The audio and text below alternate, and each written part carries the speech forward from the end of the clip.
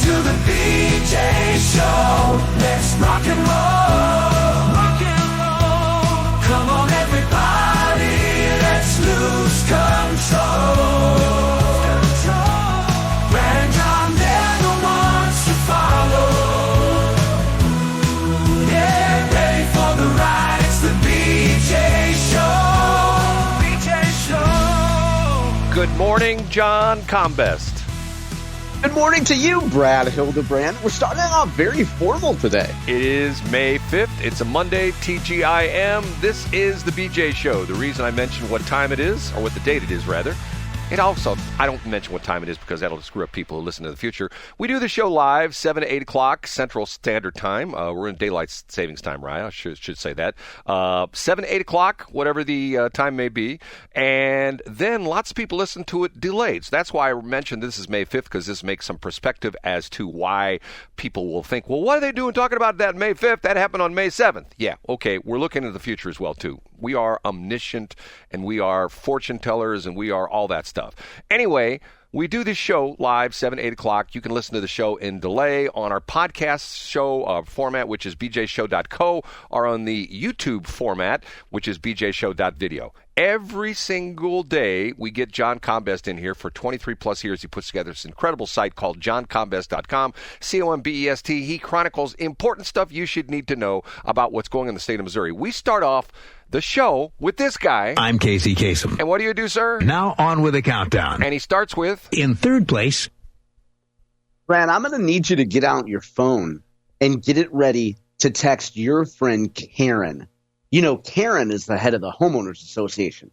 I want you to make sure that we can get her permission to talk about this topic. So go ahead and text Karen. I hope this is going to be okay, Brad.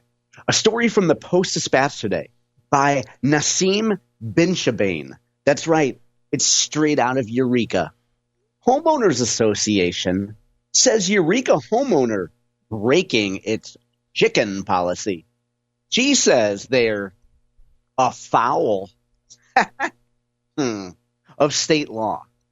Is the Homeowners Association afoul of state law? Let's look at this, Brad. A state representative named Jim Murphy from South St. Louis County. He's not to be confused with a previous state rep named Jim Murphy, who was a Benedict Arnold who voted for Bob Griffin for Speaker. But I digress. The modern-day Jim Murphy helped pass a law, spearheaded the effort to pass a law, that says that homeowners associations can't completely crack down on backyard chickens, at least not where a county or a city says folks can have chickens. So in other words, Brad, if you live in a municipality, say Eureka, where chickens, backyard chickens, are legal, your homeowners association can't come in there and say, no backyard chickens for you, to a limit, Brad. And the limit that Representative Murphy put in there is that you can have 6 chickens, and you can have them in one coop.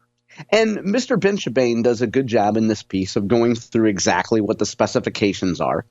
However, this particular homeowners association is not fond of what this woman is doing because she did not ask permission before she built her backyard coop.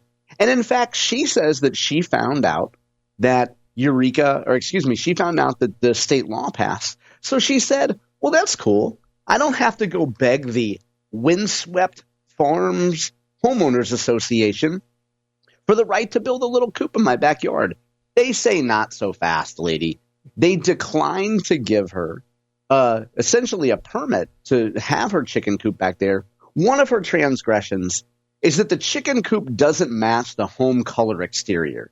You know, her home has blue and gray siding, and her chicken coop doesn't match that, Brad. You don't want to create an eyesore in Eureka. So right now we have a debate. The bottom line is we have a debate between what looks to be a pretty clear law that says, okay, you can have backyard chickens if your city and county allow it. A homeowners association can't tell you no. But you can't run a chicken operation back there. You can only have 6 chicks, Brad. And the homeowners association says, no, we can still set reasonable limits on backyard chickens. Brad, I know you're an avowed fan of homeowners associations because you know that those Karens are doing the right thing and standing up for good aesthetics, good smell, good sound. What do you think of this? First off, what do you call a dude who's like a Karen? What's the dude's name if he's like sort of? Let's call them Dads, Brads, and Chads. Dads, Brads, and Chads. Okay. First off, all she has to do is say, she just has to stand on her front lawn and start to quiver a little bit and have her lip quiver a little bit. And she says, "They're my emotional support chickens, and I have to have them." And then she can take them on an airplane too, Brad. And she can sit next to me on an airplane. Right. And then everything's okay as long as they're her emotional support chickens. You know what? Don't get me going about homeowners associations. I mean, I have to tell you that I had, in my younger years, a tumultuous relationship with my homeowners association, who actually sued me because I wouldn't pay their excess, what do they call it? You know, you have your normal thing. What do you call it? Your assessment, like your member. You have to pay an annual fee, right? No, this was like above and beyond that. This was like a special assessment or something like that. Because they were hiring an attorney to sue the builder who was dead and to sue the lender who was out of business.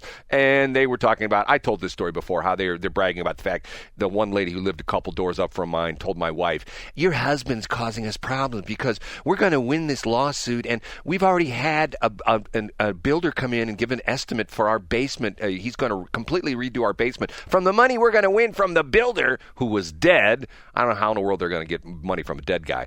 Homeowners associations, I think, are for the most part a good idea, basically. But you get these people that run them that decide that they are like Hitler, of the neighborhood. You know what I'm saying? And yeah. Like they're the fascists, and they enforce the rules, and they make sure that your woman's bikini has adequate cheek coverage, and make sure that your lawn height is the grass isn't any longer than it needs to be. Can I just get one quick aside here? Yeah, please do. Okay, there is a show called Tulsa King. Have you know what I'm talking about? You told me all about it. Yeah, right. And I watched like the first season, 3 or 4 episodes of it, and it stars Sylvester Stallone. And the story behind it is that he is a mob boss that went to prison for 25 years because he didn't rat out who actually murdered somebody. So essentially he got thrown in jail for 25 years for the murder, which he didn't commit. So he gets out, and they decide that he's not going to be in New York anymore. They're going to move him to Tulsa. So he goes to Tulsa and he starts doing things in Tulsa. But one of the episodes is, I've seen this like on the YouTube shorts. He gets into a tussle with the homeowners association, the guy who is the head of the homeowners association, because the guy who's head of the homeowners association criticized him because his garage door was left open for more than 20 minutes. They have a thing in this subdivision. Your garage door cannot be open for more than... I like that. You don't want a bunch of Hoosiers sitting in there in their lawn chairs drinking beer, commenting on passersby. Right. So he goes head to head with I don't know what's his, I can't remember what his name is in the show, but he goes head to head with Sylvester Stallone. So that night, he's criticizing him for leaving his garage door open for 20 minutes. So that night, he's on TV watching the fact that there's an expose about this guy on the TV news about how he's a transplanted New York mob boss who was convicted of murder, and he's now living in Tulsa in this subdivision. So the next day, the guy from the homeowners association goes over and apologizes to him and tells him he can leave his garage door open as long as he wants. There you go. So, very good. Well, sometimes HOA people get what they deserve, right? Yes. Okay. We ready for number 2? I think we are. Up a notch to number 2. A story over the weekend from the Columbia Missourian, and it's written by Neely Sims and Hannah Race. Brad, if Hannah added 3 letters to her last name and she became Hannah Racecar, then her first and last name would both be palindromes. What do you think of that, Brad? Anyway, their headline is, Students Lead Protest Against MU's DEI and Immigration Policies. And I bring this story up, Brad, not just because it affects the University of Missouri system or Mizzou in Columbia, excuse me, but also because we're seeing this at universities across Missouri. You have students who were quite angry that their administration is not taking a harder line against the Trump administration. And what we see specifically at this Mizzou protest is that some of these leaders, And by the way, this protest was led by the Mizzou Young Democratic Socialists. There's a gentleman named Jack Russell. I think you could probably call him a little terrier. And he was complaining about the fact that Mizzou administration should not be, I guess you could say, Brad, collaborating with the feds when it comes to immigration. So, for example, what this gentleman, the Jack Russell Terrier, seems to suggest is that if Mizzou finds out that a student is there illegally, they certainly shouldn't turn the student into authorities or in any other way cooperate with what the Trump administration is trying to do to get rid of these poor, less than legal students. Now, for their part, Mizzou spokesman Christopher Ave, you might remember him from the Post-Dispatch, Brad. He said in an email that the university will stay committed to free speech, but that university employees who were approached by law enforcement, including ICE agents, should comply. And failing to comply with federal authorities could put staff at risk of confrontation or arrest. So as I read it, Brad, Ave is saying, look, we're not going to put our university employees in a spot where they're going to fight with federal agents because someone is here illegally. We have to comply with federal law, but we can do it in a way that respects free speech. You know, like if folks want to protest or whatever they want to do. And then part of the protest last week was also based on, you know, Mizzou has said, the University of Missouri system has said that they will not, that they're backing off of essentially racist anti-white scholarships and anti-white programs. So protesters are upset about that too, because, you know, DEI is their little baby that they want to cradle and protect. And that's the reason why many of them have jobs there, and probably the reason why many of them were actually accepted into a decent school. There's a guy there with a sign that says defend free speech. He managed somehow in a 6-letter word to spell defend incorrectly. He spelled it D-E-F-N-D. That's good. I'm guessing he was a DEI scholarship recipient. So, Brad, broader picture. And we saw this at Washington University recently. You know, the Post-Dispatch has been calling out WashU for not pushing back hard enough against Trump. Brad, maybe in B Block, we'll get a chance to talk about, I don't know, a controversy recently at Washington University. You know, you sent me that over the weekend, and that's a story that started out local, which has turned into a national story, hasn't it? It absolutely has. And Brad, thank you. I don't want to get ahead of ourselves. Thank you for sending me the Mark Cox Morning Show links. You know, I read on Friday those headlines on Mark Cox's Apple page, his iTunes page, his Apple podcast page, I should say. And I didn't think anything of it because it didn't say it was local. And I was like, well, that's boring. Another Tesla vandalism story. Who cares about that? And I didn't even know it was local until I saw it over the weekend. So thanks for sending that, Brad. Well, so the broader picture, again, is that at these colleges, folks, if you're a professor, these folks that got here on, you know, because they're DEI folks, or they got admitted to college because they got some kind of DEI scholarship, they're naturally going to be upset that, you know, the rest of the country really isn't going to stand for this anymore. John, I don't know if the promo was outdated, but we'll talk about this in B Block. But Mark Cox had the guy on the phone, and it won't make sense to people what we're talking about right now, but if you listen to B Block, it'll make perfect sense.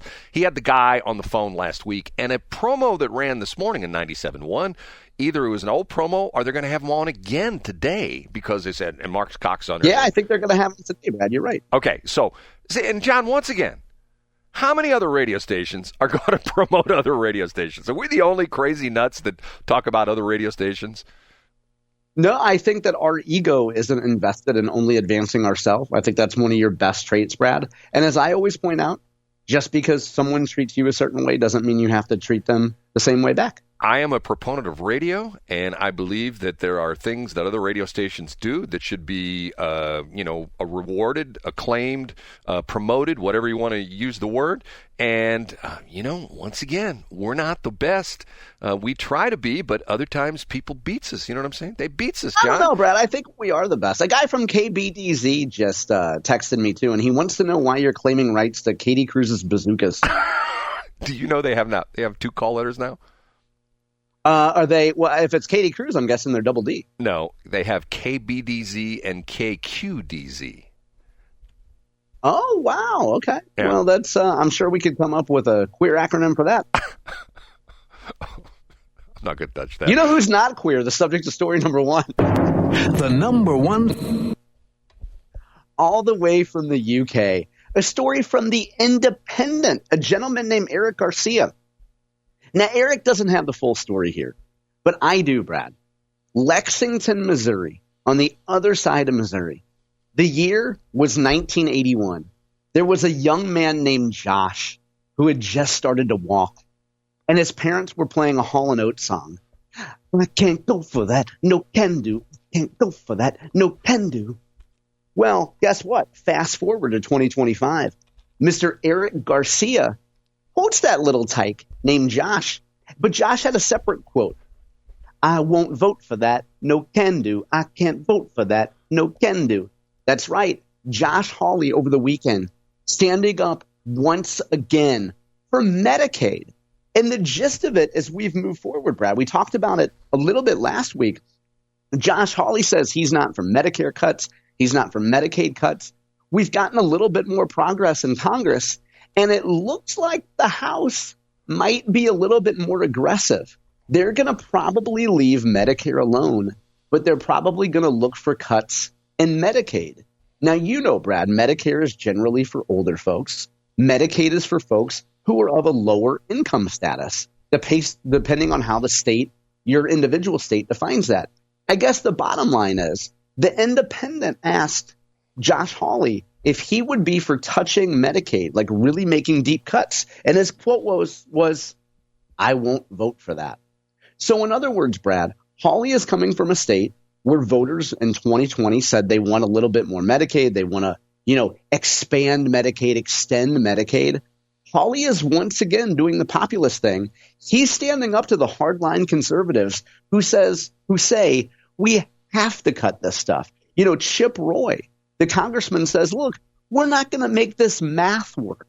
The math isn't mathing unless we actually cut these entitlement programs like Medicaid. It's not going to work, guys. We can't find enough fraud and waste and abuse to actually make the numbers work. But Hawley says he's not going for a Medicaid cut. That is Josh, the populist Hawley. John, I have a solution to the whole problem with the Medicaid thing. What's that? I think that the state and the federal government should mandate everyone have a gym membership, and they should have mandatory attendance at gym, and each person should have a personal trainer that essentially whips them into shape, and we wouldn't worry that much about Medicaid. What do you think? I think the personal training lobby has finally got to Brad Hildebrand.